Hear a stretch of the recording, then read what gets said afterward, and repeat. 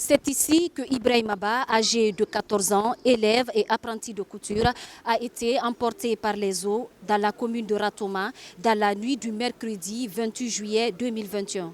Son maître revient sur les circonstances de ces faits. C'est dans les environs de 23 heures. Il devrait aller passer la nuit quelque part avec un de ses amis. Mais il pleuvait. Je restais dans l'atelier jusqu'à 23 heures. Il voyait que la pluie ne s'arrêtait pas. Donc c'est en ce moment qu'ils ont jugé nécessaire d'aller se coucher.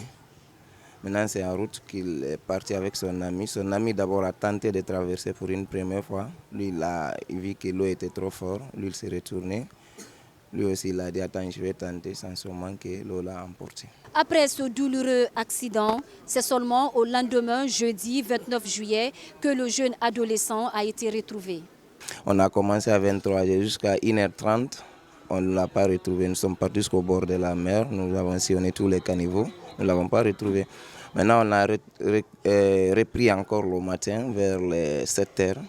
De 7h à 14h, en ce moment, on l'a retrouvé au bord de la mer, vers le pont qui relie entre Taouya et la minière. Après avoir fait le constat, la police nous a rendu le corps directement. Nous l'avons enterré vers les 2 après la prière de 16h. Il nous faut des caniveaux fermés parce que là où il est tombé, quand on vous montre là, vous-même, vous allez dire qu'un enfant à son âge, mais l'eau ne peut pas l'emporter à ce niveau. Sa sœur inconsolable revient sur les derniers mots qu'elle a eu à échanger avec son défunt frère. On a quitté à l'atelier à 22h. On a acheté à manger. À demain, ma sœur, si Dieu le veut bien.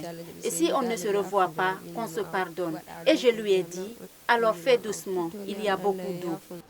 En Guinée, les périodes hivernales sont toujours synonymes d'inondation et endeuillent généralement plusieurs familles. Selon les observateurs, l'État doit prendre des dispositions afin de prévenir les dégâts.